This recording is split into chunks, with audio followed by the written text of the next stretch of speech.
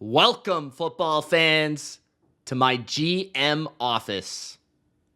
This is the What I Would Do NFL mock draft for the 2024 NFL Draft. What would I do with each pick in the first round? All 32 teams. I control each one. So I'm going to identify the need for your team, and I'm going to pick the best player that I believe suits your team the best in this mock draft. If that sounds good, Gronk spike the like button. Don't forget to subscribe for more NFL draft coverage just like this. I will be going live on Thursday night, the first round of the NFL draft, giving my live, raw reaction to each pick along with my analysis and grades for each selection. I will also be covering the draft after, giving my grades for each day, and then my overall coverage for the winners and losers of the 2024 NFL Draft. So don't forget to subscribe, hit that notification bell for the latest upload, and get in that comment section and let me know if you agree with my mock draft pick for your team in this video. If you agree or disagree with my strategy, because ultimately, I want to hear from the fans of each team to see if I'm right, to see if I'm wrong, and I love to hear everyone's different opinion. So with that being said, let's get to it, man. Waste no more time. I'm going to give my brief explanation on why I believe this is the right pick for all 32 teams, and I'm even going to include trades. A lot of people don't do that in these type of mock drafts because it's very hard because I'm controlling each team, but I'm going to make sense of it throughout the draft. So let's begin with the first pick in the 2024 NFL Draft. You may believe that I'm going to stick to my guns here because I did say that my favorite quarterback in this class, and I did say that Drake May is my number one player in this year's class at quarterback. And obviously the Bears should pick a quarterback. And I am a lot higher on Drake May than most people. And I view both of these guys as potential franchise quarterbacks, elite quarterbacks.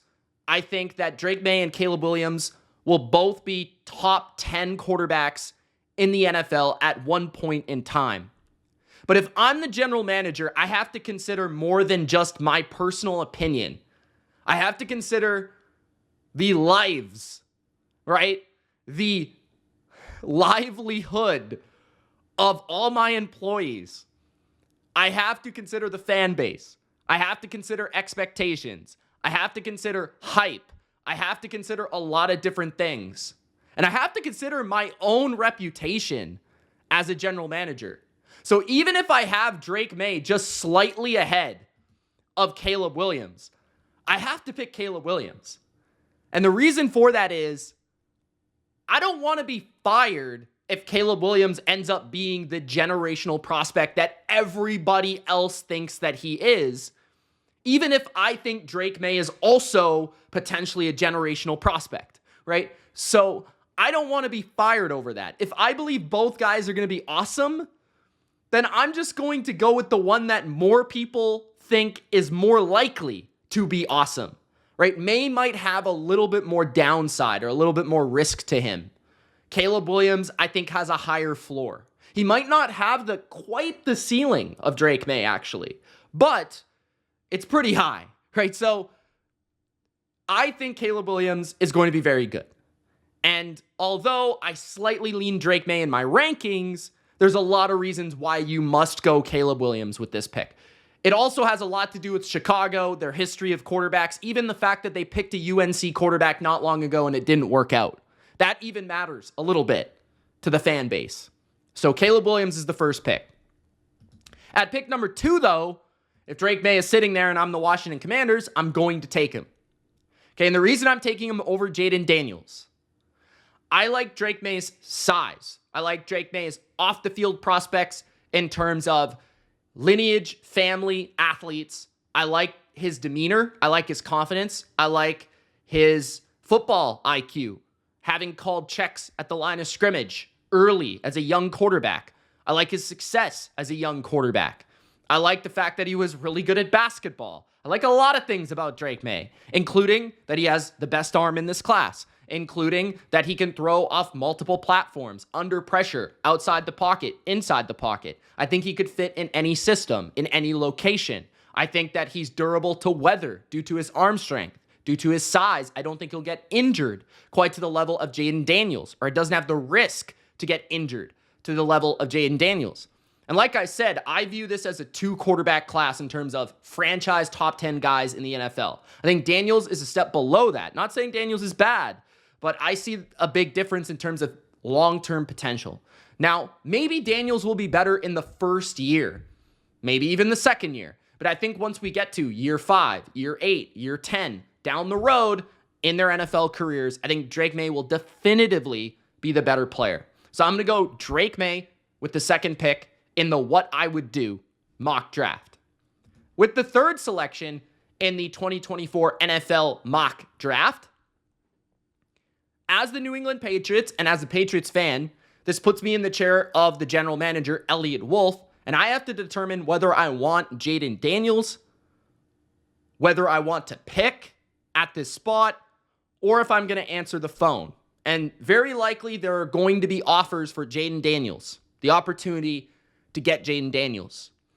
And I'm going to take that opportunity because, as I've said already multiple times, I view this draft as a 2-quarterback draft in terms of elite potential quarterbacks. And I'm of the opinion, maybe different from a lot of people, where I view the ability to win with a low-end backup quarterback like Jacoby Brissett. I don't think there's much difference there between the rookie or Jacoby Brissett right now. I also view it as, let's not rush it. Maybe there's a guy next year that we could grab. Maybe there's a guy the year after that. Let's build our roster up, especially with a new head coach, a new regime. Let's take our time. And how do we do that best? Well, we can trade back, pick up multiple assets, and there is a team that has multiple assets to give us in this first round.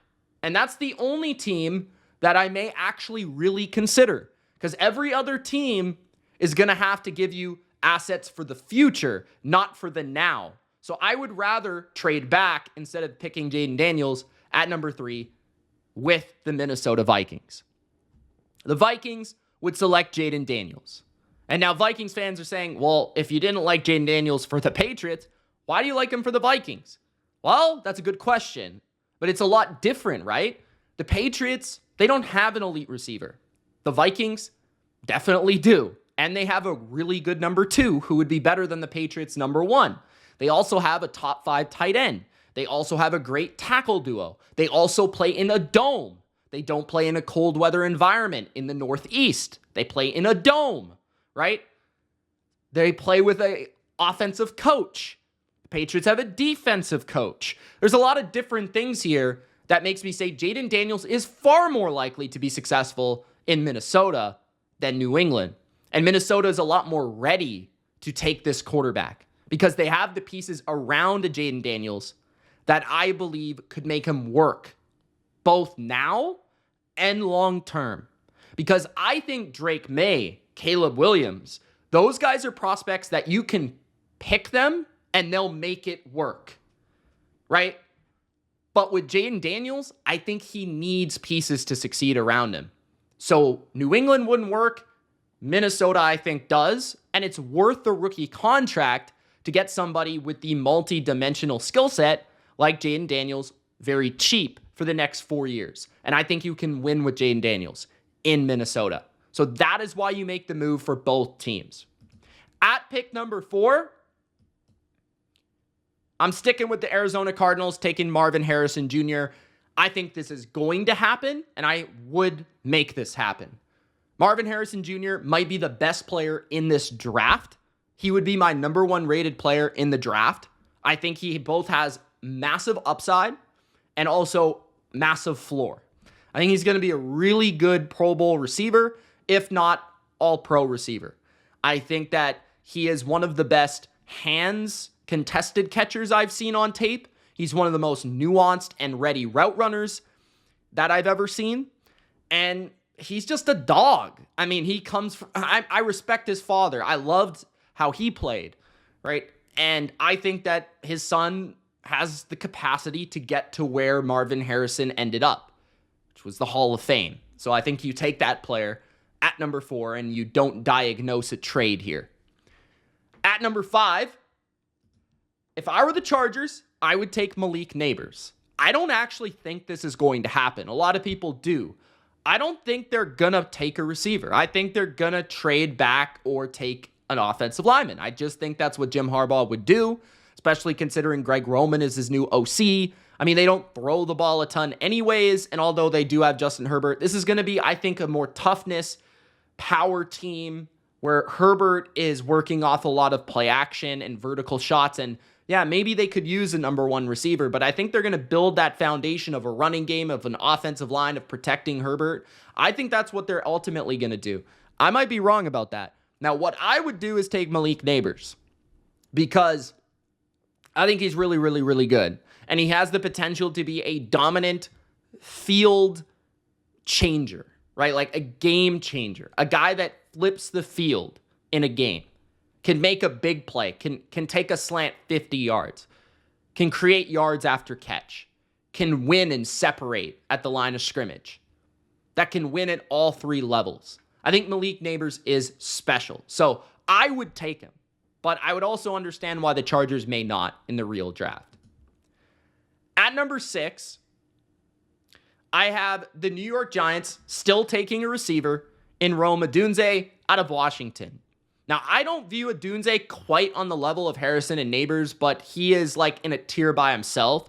So I think it's worth the selection considering the Giants have done a lot to improve their offensive line. That has been their goal throughout free agency. Daniel Jones, we're stuck with. If I'm the Giants, I'm kind of like, we're stuck with him for another year. Might as well ride it out and just see what the quarterback position brings us next year. If not, maybe Daniel Jones plays like he did a couple of years ago. But at least give him a shot and give that next quarterback a shot with a bona fide, ready-to-go ex-receiver who can play in any system in the NFL, outside, inside, great 50-50 ball guy, really good route runner, not quite as explosive as Neighbors for sure, or even Harrison, but amazing hands, great character off the field, all the tools to be great in the NFL, and I think he will be very, very good. At pick number 7, the vanilla pick of Joe Alt going to the Tennessee Titans. He's my top tackle, I think, because he combines a high ceiling and a high floor. The amazing thing about Joe Alt is the fact that he is so tall. He's 6'8", but he possesses great just fundamentals in terms of having a strong anchor. He is extremely strong. And when he gets his hands on you, you're finished. He's also really good in the run game, nuanced in the pass game. He's ready to go right now. He's going to be good right away. And he also has a high ceiling because of his athleticism. So there's a lot to teach there for Callahan. And this is clearly the biggest need that the Titans have on their roster. At pick number 8, I'm sticking with the pick that I actually predicted, which is Laitu Latu. And I actually believe that this one is probably, obviously more likely because I'm doing it. Like, I'm the general manager here. I don't know what I'm talking about. But, this is what I would do. And it's likely it could happen. But I actually think, I believe he's the best edge rusher in this class. And I think it's definitive. And I said that in my previous mock draft. I just think that he is the type of edge rusher that he has all the tools. He has all the clubs in the bag in terms of all the different moves, all the different techniques of how to beat a tackle. He's shown dominant tape against teams like USC. I've seen him make plays in coverage. I've seen him make plays against the run. I think he could play in most systems in the NFL. He possesses good size. And although that, his injury concern could push him down the board and ultimately prove me wrong for my predictive mock, which I might have to change on my next mock draft. Remember, 100 likes on that last video to get that final mock draft. I might have to change that. But if I were making the pick and I were the Falcons, I would go out and get an edge rusher that can contribute day one and still has a high ceiling to be a really good player in the NFL. And he doesn't have the question marks, in my opinion, of the other edge rushers in this class. At pick number 9, I would take Byron Murphy if I were the Chicago Bears. I think Byron Murphy is arguably the best defensive player, especially when you consider like injury with Latu. I believe that Byron Murphy is a beast, stud.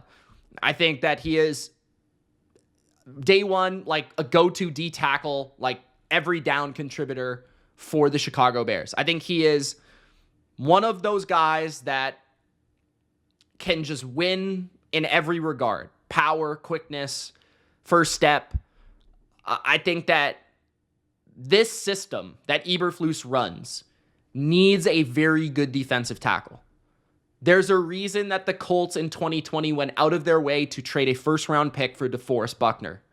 He is able to bring in Murphy to complement Sweat on the edge on that defensive line. They do not have a dominant D tackle. They have some decent ones, some role players, but they bring in Murphy and they get themselves one for long term with this pick. At pick number 10, if I were the New York Jets, I would select a tackle. I thought long and hard, and I actually swapped back and forth between Brock Bowers and J.C. Latham, but I went with Latham here just because I feel like he could play left tackle, right tackle, and guard. And I also believe that, remember Mekhi Becton in that selection by the Jets? He was like big, powerful, all that. And that is the same sort of prospect here with JC. Hopefully not with the injury issues. But this guy just has rare length, rare power, rare strength, all that in a prospect. And that is potentially an extremely dangerous combination when you're talking about pass protection.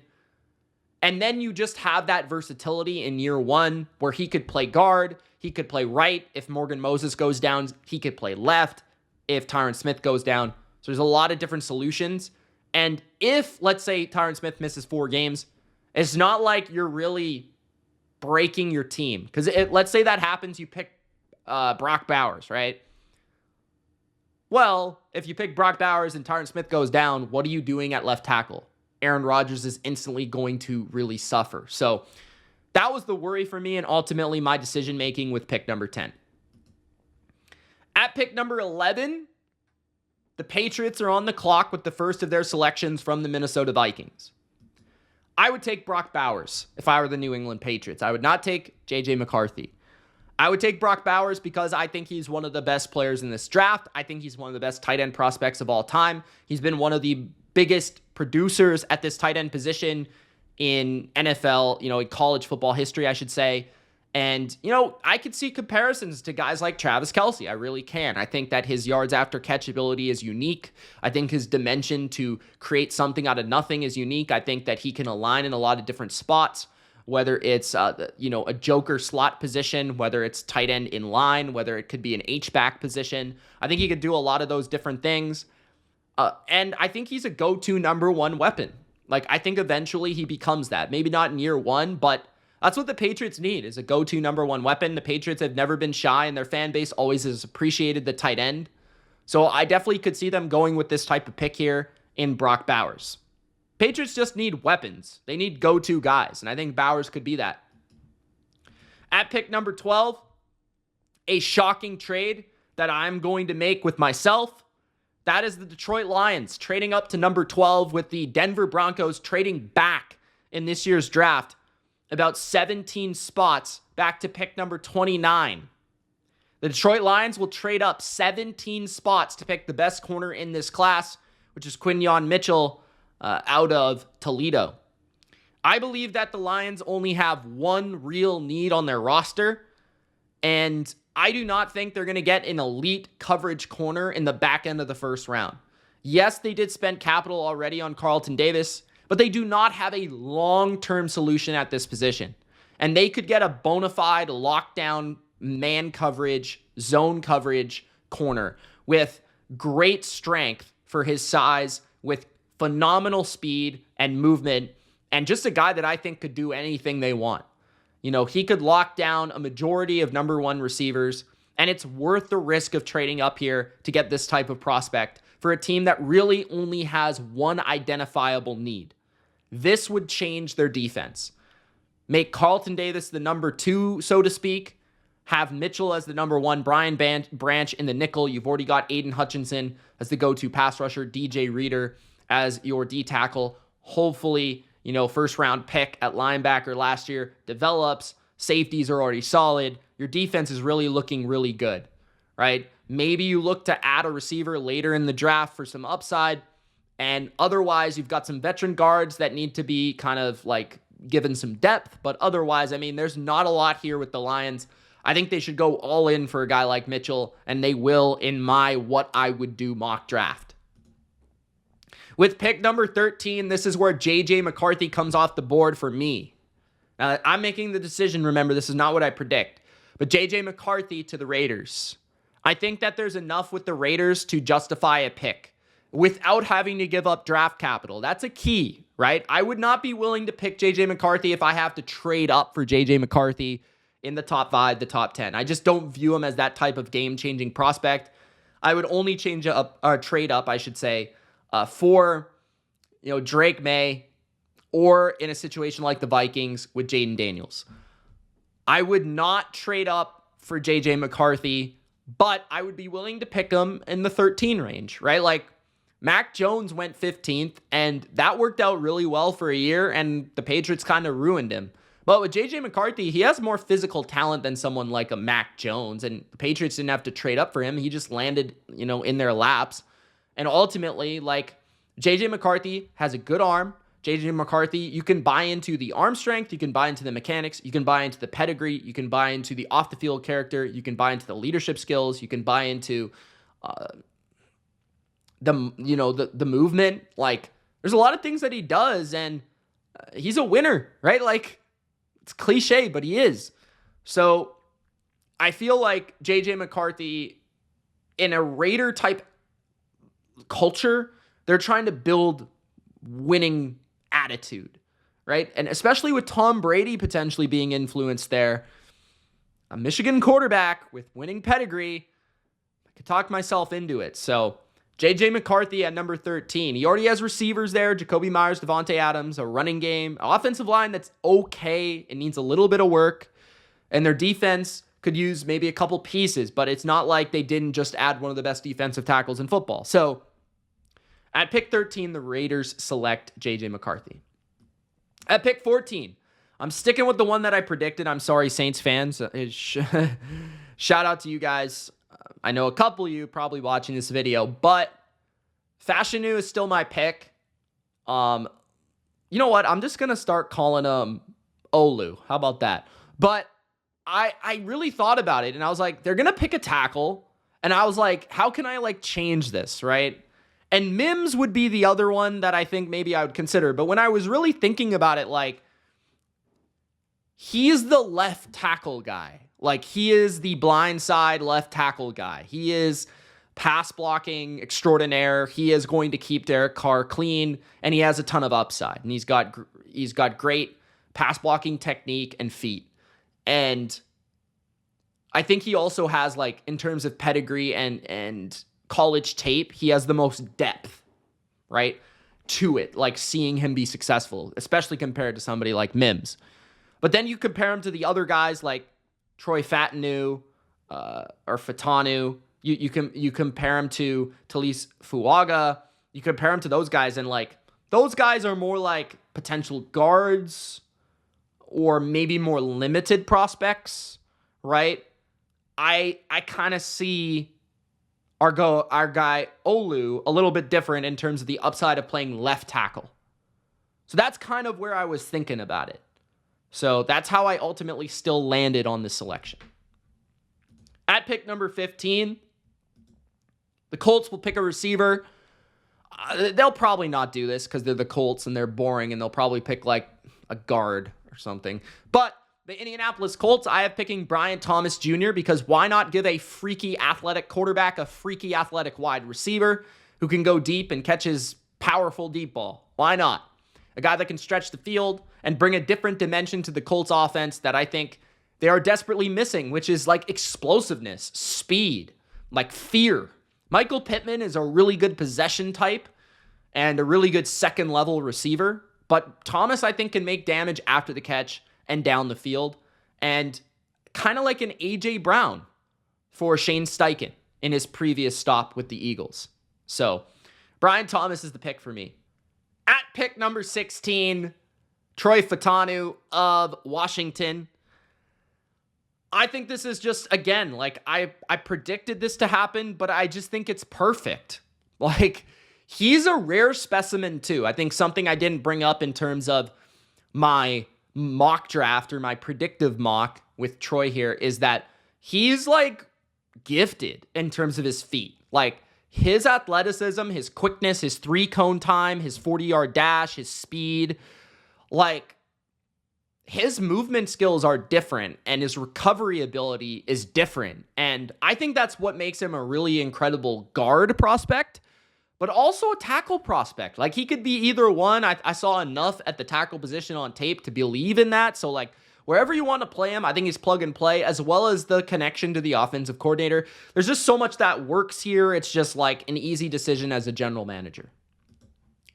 At pick number 17, the Jacksonville Jags are on the clock, and I'm picking my second favorite corner in the draft. That is Nate Wiggins. We can figure out the nickel position later. Nate Wiggins, oh man, that corner duo in Jacksonville would be nasty in terms of athleticism, speed, the ability to play man press coverage in the new Nielsen scheme. He comes obviously from New Orleans, Atlanta. You know, the ability to have cover corners that can go one-on-one with the great ones. That is a great ability to have. And I think Wiggins is a unique athlete. Like, size in terms of height, in terms of length, in terms of like speed. I think he ran a 4.28, probably around a 4.3 with a little bit added size. Like, that's what you look for in a corner. If you're asking me about a first-round corner, I want them to be the fastest guys on the field. I want them to be able to recover. I want them to be able to have great makeup speed, to be able to move extremely well. I'm not a big fan of these corners that are smarts over speed. I'd rather have a fast man coverage guy that I can trust on an island. Those are first-round corners. That is Nate Wiggins. So at pick number 17, that's my selection. At pick number 18, the Bengals are on the clock, and I think they'd be extremely pleased to get potentially the most well-rounded and complete offensive lineman in this draft, which is Talise Fuaga of Oregon State. He is probably going to be a right tackle or a guard in the NFL, and I think he could be either for the Bengals. I actually think in year one, he'll play left guard, and then in year two, Orlando Brown is the left tackle, and I think they'll have Trent Brown probably depart in free agency, and then Fuaga will slide to right tackle. Just makes sense. Like, he's perfect for the Bengals. If he slides here in the draft, I think this is guaranteed, just because it makes so much sense for this team. The offensive line in year one, when Trent Brown's healthy, it's going to be big, nasty, powerful, and run you the you-know-what over, right? And Fuaga is a beast of a run blocker, an absolute mauler, and I think really good technique-wise as a tackle even in pass protection. And I think that's what allows him to stay at tackle despite maybe some limitations physically in terms of profile. But, man, guard, tackle, beast, stud for the Bengals. At pick number 19, Sean McVay. I'm sorry, bud, but I'm going with defense here. I'm going to take Jared Verse of FSU. I have him as the second best edge rusher in this class, in my opinion. I just love his power in his hands. I think that's what makes him really unique as a prospect. I think his ability to pop linemen at the line, that's going to make you a really good run defender to set the edge. That's going to make you a really talented edge rusher in terms of pushing those tackles back into the quarterback. And I think there's upside here as well with coaching. So, and this is by far a huge need for the Rams. They lost Aaron Donald as a pass rusher. They have a couple younger guys, right? Second-year players that are coming into their own. But I think Jared Verse would really give them another dimension to their pass rush that they desperately do need on the edge. So that would be my selection at number 19. At pick number 20, I have another trade. The San Francisco 49ers are going to move up to pick number 20 and swap with the Steelers, who move down to pick number 31. And the Niners get themselves in position for a tackle. The best one remaining, which is Amarius Mims. I see a drop-off after Amarius Mims goes off the board on Thursday night. And so I think the Niners are going to make a move.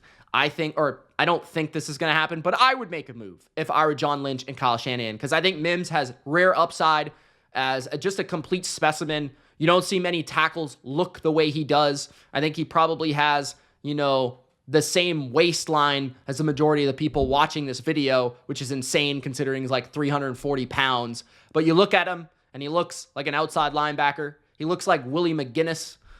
You know what I mean? Like, he is massive, but he is slim, a great athlete, rare skills in terms of reach and arm length, in terms of just athleticism overall, strength.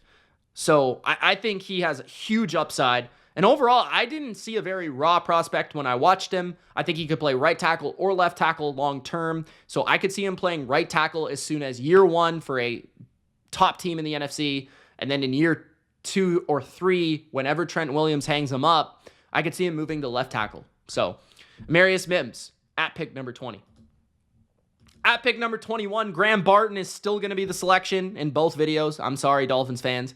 But this one's too good to be true. Graham Barton is a really, really athletic interior offensive lineman.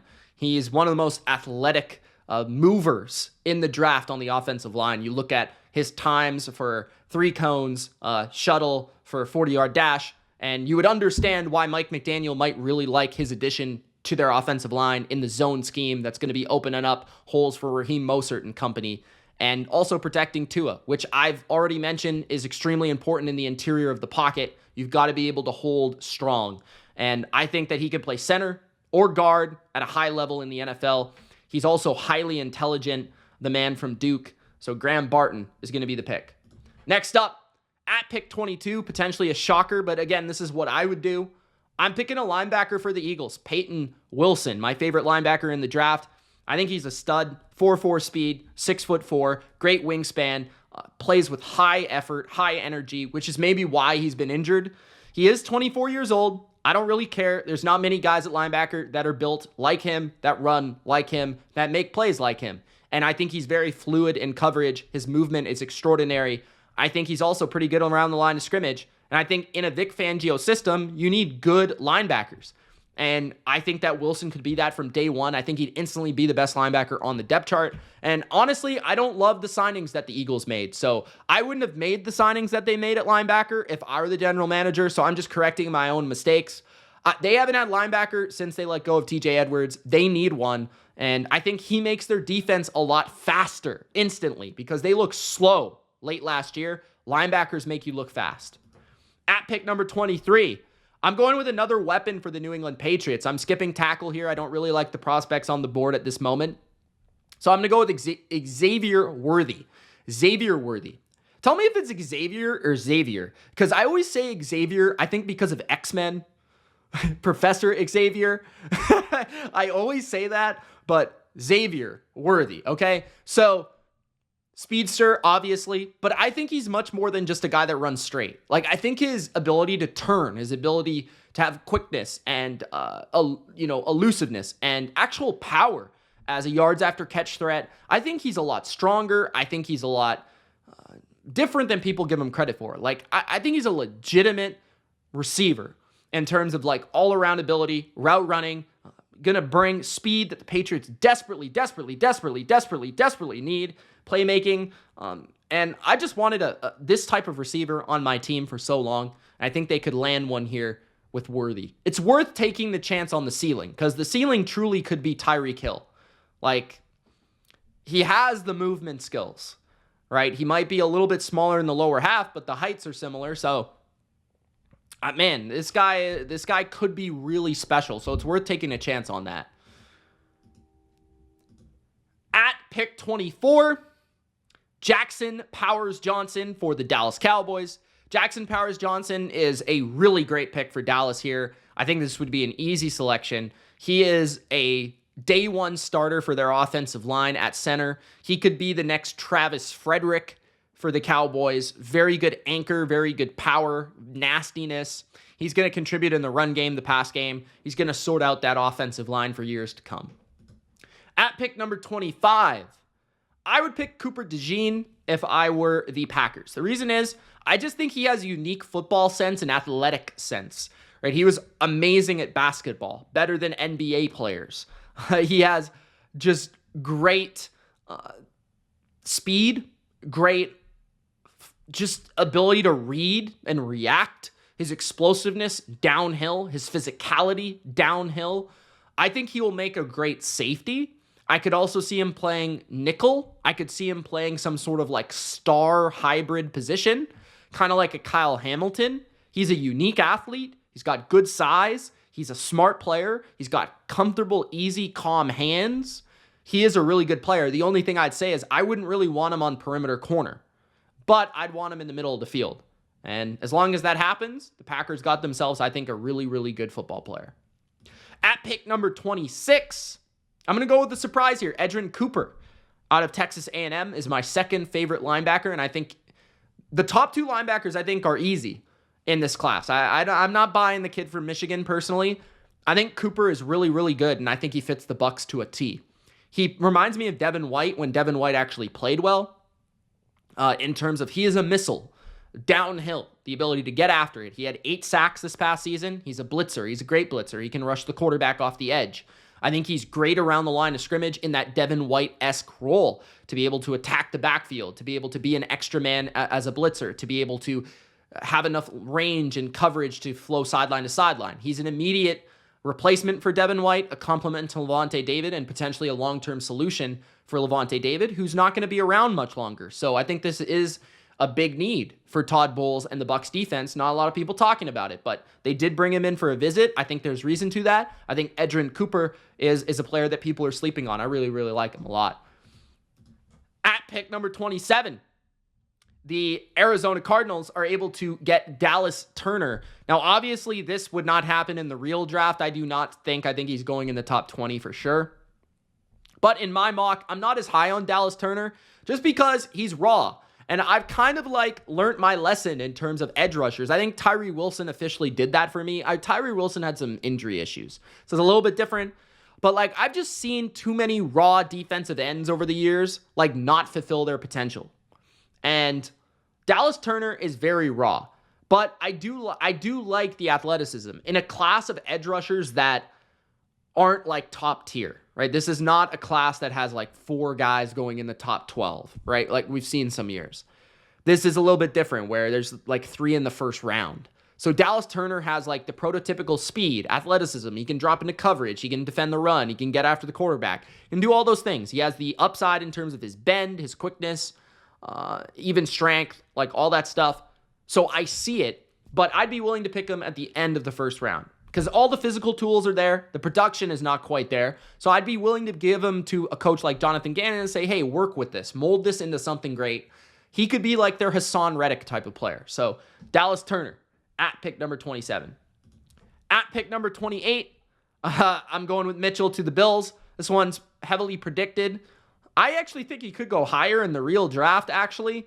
But I had him around this range with the Lions, I believe, in my first predictive mock. But Mitchell to the Bills makes a lot of sense. I considered Ladd McConkey as well, who is actually ahead of Mitchell on my rankings. But the reason I went with Mitchell here is because I think his upside is greater than Ladd McConkey. I think his upside is phenomenal. I think with 4.3 speed, the movement, you don't see. He reminds me of T. Higgins, but with Gumby movement. He has really good feet. But he's just super inconsistent and he feels like he's not motivated. Just very, sometimes he's awesome. If you watched all his highlights, you would think he's the best receiver in the draft or one of them. You'd oh, why isn't this guy going in the top 10, right? Even in this class. But if you just watch an entire game, you'd be well, I want to see more. Why does he look slower than his 40 time? Why is he not separating all the time? Why, it just looks a little lazy to me, but I don't know. He's interesting. He has huge upside.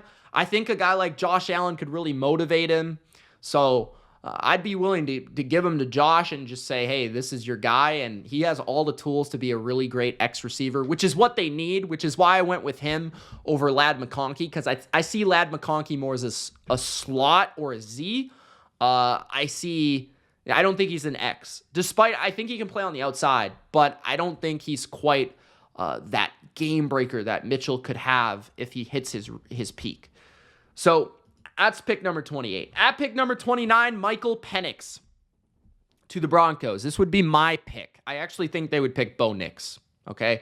But Michael Penix would be my selection just because he's got a strong arm and he can run on the 40.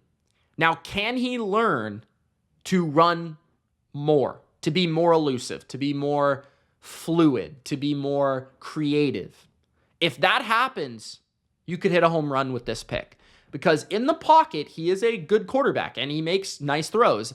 I think he's a little bit less accurate than given credit for. I think his mechanics need a little bit of work, but, and the injury history certainly scares you, but I feel like cannon for an arm, great size, and that speed on the 40 is promising.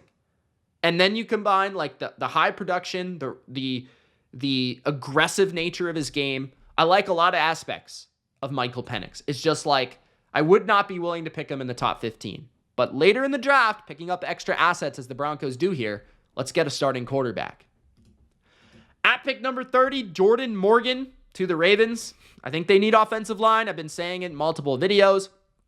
Jordan Morgan is an underrated gem for me at the back end of the first round. I think, as a tackle at Arizona, I don't think he's getting the hype because he's probably translating to guard.